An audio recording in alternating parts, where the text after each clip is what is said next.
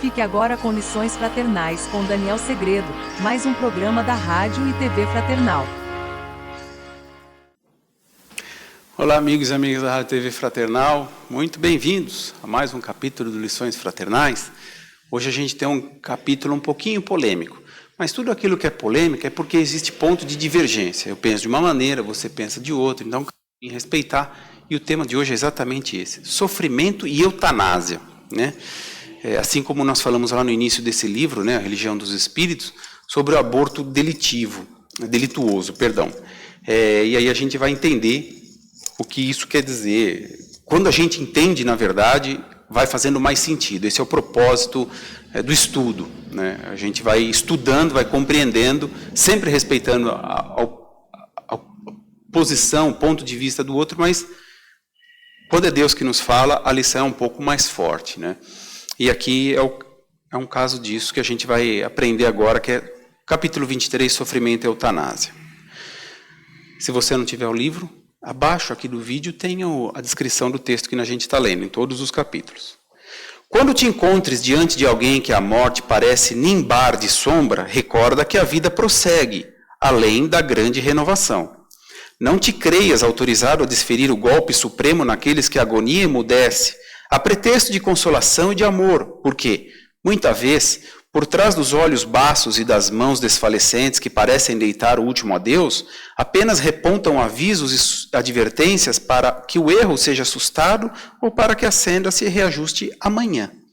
Ante o catre da enfermidade mais insidiosa e mais dura, brilha o socorro da infinita bondade, facilitando, a quem deve, a conquista da quitação. Por isso mesmo, nas próprias moléstias reconhecidamente obscuras para a diagnose terrestre, fulgem lições cujo termo é preciso esperar, a fim de que o homem lhes não perca a essência divina. E tal acontece porque o corpo carnal, ainda mesmo mais mutilado e disforme em todas as circunstâncias, é o sublime instrumento em que a alma é chamada a acender a flama de evolução.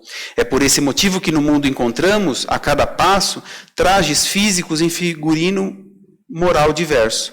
Corpos santuários, corpos oficinas, corpos bênçãos, corpos esconderijos, corpos flagelos, corpos ambulâncias, corpos cárceres, corpos expiações.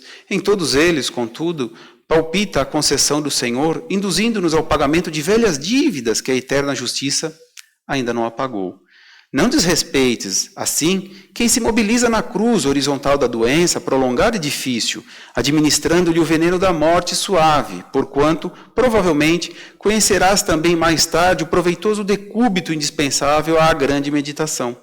E usando bondade para os que atravessam semelhantes experiências, para que te não falte a bondade alheia no dia de tua experiência maior, lembra-te de que, valorizando a existência na terra, o próprio Cristo arrancou Lázaro às trevas do sepulcro para que o amigo dileto conseguisse dispor de mais tempo para completar o tempo necessário à própria sublimação.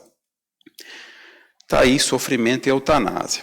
E a referência aqui é da questão 944 do Livro dos Espíritos, que ele vai dizer assim, ó: tem o homem o direito de dispor da sua vida? E a resposta: não. Só Deus assiste esse direito. O suicídio voluntário importa numa transgressão desta lei. E aí tem um complemento que é a letra A. Não é sempre voluntário o suicídio? E a resposta: o louco que se mata não sabe o que faz. Essa questão está lá no capítulo das penas e gozos terrestres, desgosto da vida, suicídio. A gente sabe que existe a lei natural, a lei de Deus, né? Que é o que o Livro dos Espíritos é elencado. Então, as leis naturais. E o suicídio, ele é elencado como o maior crime que o homem pode cometer em relação à lei divina. O maior crime é o suicídio, é dar fim à própria vida. Essa vida terrena que nos encontramos, e o que acontece, na verdade, falando um pouquinho de suicídio, o que acontece com o suicida, em que pese não seja bem o tema, porque ele está falando da eutanásia, é relacionado, mas o que acontece com o suicida quando chega do lado de lá? Remorso e arrependimento extremos. mas extremos, muito extremos, porque ele viu que não deu resultado, né?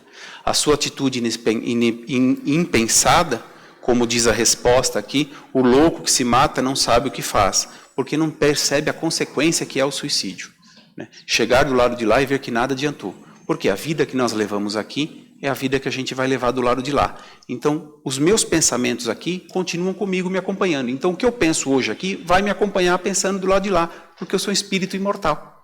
E o que morreu foi o corpo, o espírito permanece. Então, eis o arrependimento, o remorso, a infelicidade, a tristeza gigante desse espírito que se suicidou. Só que ele só se dá conta quando ele chegou lá, que ele já está diante de todo esse sentimento ruim que agora o acarrega em dobro, que o acarreta em dobro. Então, o maior crime que se pode cometer é o suicídio. E o homem, ele pode tirar a vida, mas veja só, ele não tem capacidade de dar a vida. É lógico, o corpo procede do corpo, né? Então, ou seja, o homem pode doar, a mulher doa material genético, o homem doa seu material genético, e os dois juntos formam uma nova vida.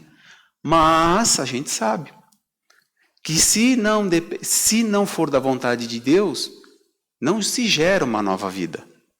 Quantos casos de pais, né, pais e mães que estão plenos de saúde, mas que não acontecem o momento da divina gravidez. E por que isso? Qual a razão disso? Existe um propósito para aquele pai e para aquela mãe não poder ter filhos. A ciência, muitas das vezes, pega o exame deles, o exame clínico do corpo terreno e fala, não há razão, corpos perfeitos para gerar uma nova vida. Porém, não acontece. Então, ou seja, o dom da vida é único e exclusivo de Deus. Por isso também, retirar compete único e exclusivamente a Ele, e não a nós. E aí, a gente precisa entender, como eu disse que o suicida sofre com essa questão do arrependimento, do remorso, aquele que está sofrendo, que como agora sim a gente vai entrar no tema de falar de eutanásia, ou seja, eutanásia é aquela situação para aquela pessoa que sofre por conta de uma doença, por conta de uma debilidade no corpo físico que a impede de viver de maneira plena. E aí o que a gente acha melhor? Vamos cessar com esse sofrimento, não é verdade? Para que sofrer? Então, extingue a vida ali. Mas olha lá, de novo eu estou entrando numa esfera, num campo que não compete a mim. Não compete a medicina terrena, não compete. Ah, mas o meu ente querido está sofrendo muito, eu não queria vê-lo sofrer dessa maneira. É aí que a gente vai precisar entender, que a gente vai precisar um pouco mais além, que é compreender, ou seja, gravar aquele aprendizado, que todos nós estamos no caminho da evolução. E por mais doloroso que seja, aquela doença que me acomete faz parte dessa minha evolução. Por mais doloroso que seja, aquele sofrimento pelo qual eu estou passando, ou estou vendo o meu ente querido sofrer, ele faz parte de uma evolução. É difícil. Eu sei que pode parecer um momento difícil de compreender isso, de entender isso. Mas quando eu vou lendo o Evangelho, e a gente vai vendo os relatos, quando a gente vai lendo o livro dos Espíritos e vai vendo todo o aprendizado que ele nos concede, isso vai clareando um pouco.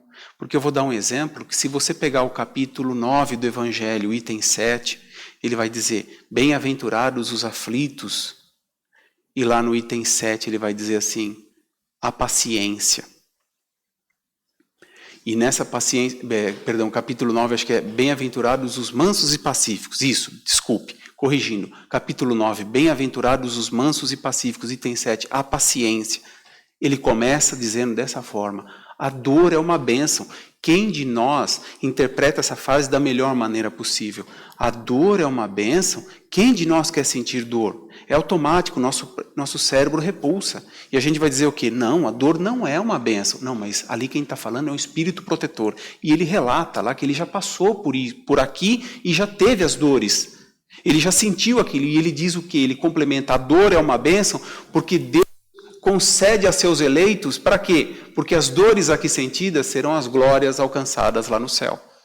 Ou seja, o que ele está querendo dizer, assim com o texto de hoje, é que esse sofrimento pelo qual a pessoa passa, esse sofrimento pelo qual eu passo com uma doença que comete o corpo físico, na verdade, é o Espírito expurgando, é o Espírito tirando dele, fazendo uma limpeza, empurrando para a matéria tudo aquilo que não presta e transforma-se em doença para que seja expelido. Por isso, muitos são curados, como nós dissemos há 2 lições atrás, sobre o merecimento.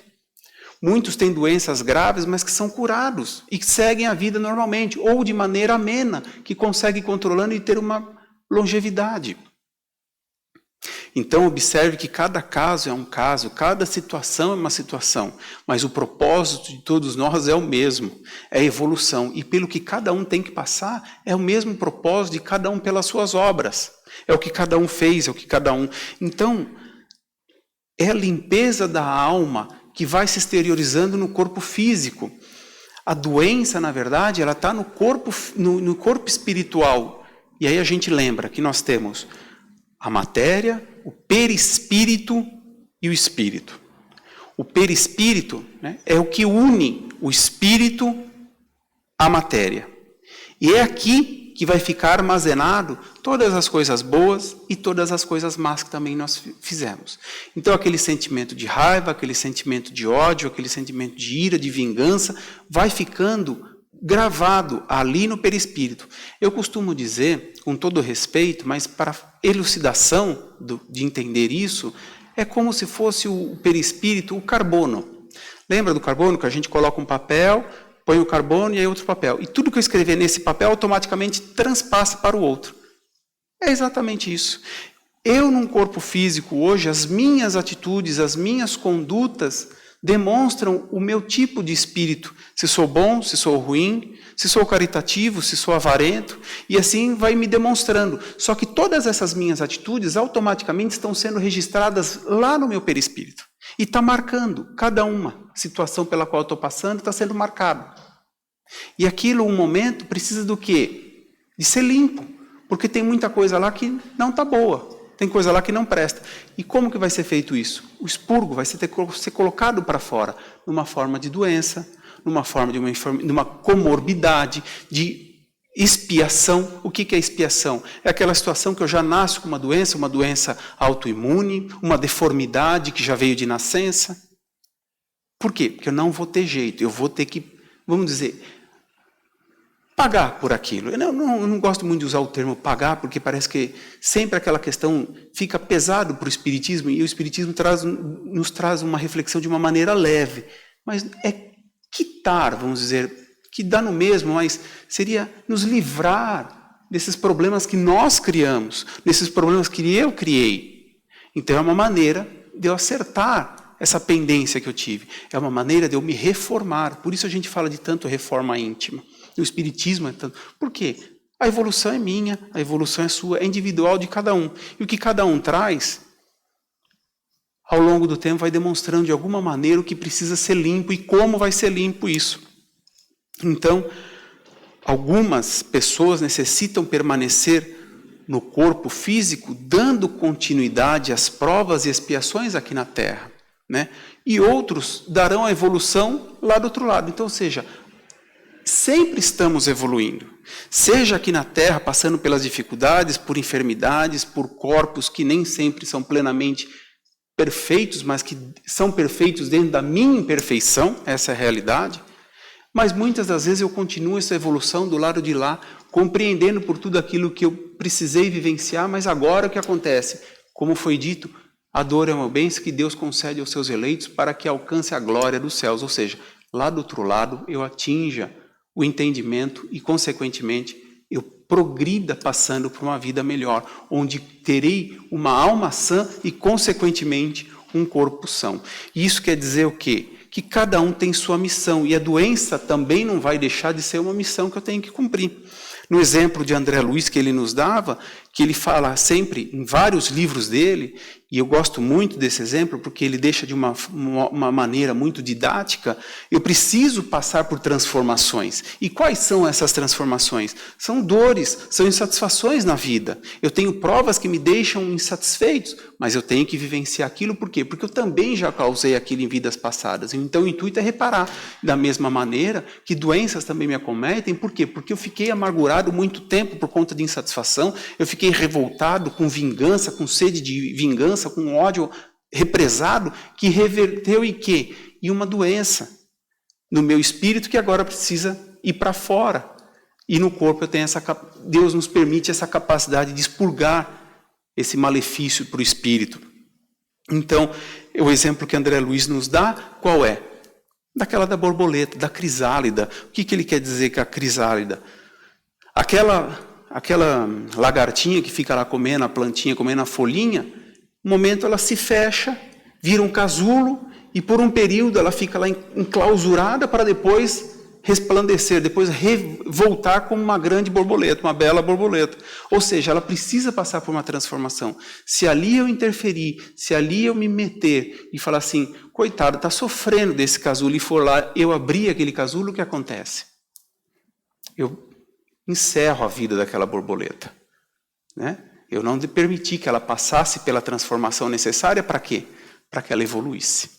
Então esse é o entendimento. Por mais, como eu comecei dizendo, por mais doloroso e difícil que seja, eu entender aquela doença, aquele sofrimento pelo meu ente querido, ou até mesmo eu, na verdade o que está me faltando aprender é paciência, porque o meu tempo diverge do tempo de Deus. E aí é mais uma oportunidade para eu praticar a paciência e compreender as leis divinas. E onde eu posso, onde eu não posso querer mudar tanto assim. A questão 196A deixa muito claro essa questão do corpo, dizendo, teu espírito é tudo, teu corpo é simples veste que apodrece, eis tudo. Essa é a resposta da questão 196A. Faça sua reflexão pelo tema, eu vou ficando por aqui, espero você na semana que vem. Até lá, tchau.